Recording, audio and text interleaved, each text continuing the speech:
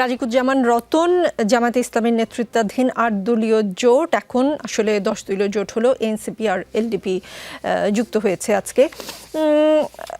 আপনার কাছে কি এটা স্বাভাবিক মনে হচ্ছে, না এরকমই আসলে হবার কথা ছিল যে এনসিপি জামায়াতে যাবে বা কর্নেল অলির দল এলডিপিও জামাতে গিয়েছে? আপনি কি সারপ্রাইজ না নর্মালি নিচ্ছেন বিষয়টাকে?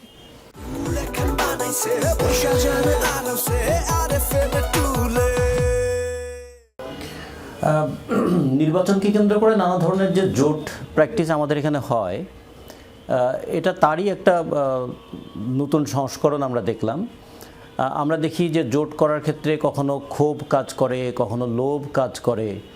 ক্ষোভ কাজ করে দলের মধ্যে জায়গা না পেলে ক্ষোভ হয়, আবার ক্ষমতায় যাওয়ার লোভ থাকে, এবং এর সঙ্গে আবার থাকে কখনো কখনো উদ্দেশ্যমুখীনতা। একটা নির্দিষ্ট উদ্দেশ্যকে বাস্তবায়ন করবার জন্য কখনো কখনো ইউনিটি হয়, কখনো কখনো দুর্বল শক্তি একটু সবল শক্তির সঙ্গে সহযোগিতা করে ক্ষমতায় যেতে চায়। এরকম নানা ফেনোমেনা থাকে।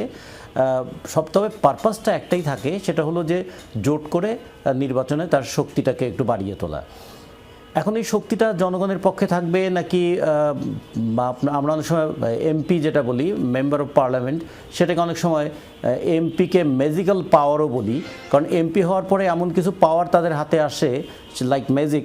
তখন আমরা ওই হলফনামায় দেখি যে সম্পদ কী পরিমাণ স্ফীত হয়, কিংবা কখনো কখনো পাওয়ার পেলে অন্যকে পাওয়ারলেস করে ফেলার একটা চেষ্টা করা হয়, অথবা একটা সারা জীবনের আশাও থাকে যে একবার পার্লামেন্টে যাব। এরকম নানা ঘটনা থাকে।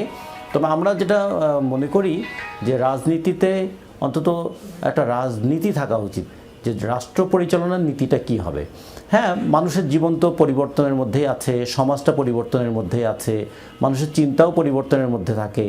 কিন্তু যারা পরিবর্তনকেই স্বীকার করতে চায় না, তারাও আবার যুক্তি করার সময় বলে হ্যাঁ সব কিছু পরিবর্তনের মধ্যে আছি। এইটা নির্বাচন কিন্তু মানুষের অনেক দিক মানুষকে ভাবিয়ে তোলে। আমরা এই জন্য মনে করি যে এটা ওই মুনীর চৌধুরী একটা কথা বলেছিলেন না, আমাদের বিশিষ্ট আমাদের বুদ্ধিজীবী ৭১ সালে যাকে হত্যা করা হয়েছিল, তিনিও একটা বলেছেন যে মানুষ বেঁচে থাকলে বদলায়, কারণে অকারণে বদলায়। এরকম বদলানোর অনেক ঘটনা আছে নির্বাচনের সময়। এই জন্য এটাকে খুব বেশি অবাক হইনি আমরা, এবং আমরা মনে করি যে নির্বাচনে ক্ষমতার কাছে যাবার জন্য নির্বাচনকে ক্ষমতায় যাওয়ার সিঁড়ি হিসেবে ব্যবহার করা, আর একটা হলো নির্বাচনকে একটা গণতান্ত্রিক সংস্কৃতি চর্চা করার কাজে ব্যবহার করা। নির্বাচনে যদি টাকার খেলা হয়, নির্বাচনে যদি পেশি শক্তির খেলা হয়, নির্বাচনে যদি ধর্মের ব্যবহার করা হয়, নির্বাচনে যদি আঞ্চলিকতার ব্যবহার করা হয়, তখন আর নির্বাচন কিন্তু একটা গণতান্ত্রিক সংস্কৃতির জায়গাটা থাকে না। নির্বাচনটা হয়ে যায় যে কোনো কৌশলে ক্ষমতার কাছাকাছি যাওয়া অথবা ক্ষমতাটাকে কক্ষিগত করা। সেই ক্ষেত্রেও অনেক সময় এরকম জোট প্র্যাকটিস হয়। জোট কখনো কখনো আদর্শের জন্য জোট হয়, কখনো কখনো ক্ষমতাকে নিকটবর্তী করার জন্য জোট হয়, কখনো কখনো কাউকে দেখিয়ে দেওয়ার জন্য জোট হয়, কখনো আত্মরক্ষার জন্য জোট হয়। ফলে নানা কারণে জোট হতে পারে। এই জন্য এটা নিয়ে আমরা খুব বেশি অবাক হইনি। আমরা মনে করি এটা তাদের একটা রাজনৈতিক চর্চারই অংশ, এটা নিশ্চয়ই বিভিন্ন রাজনৈতিক কারণে তাই তারা এক হয়েছে।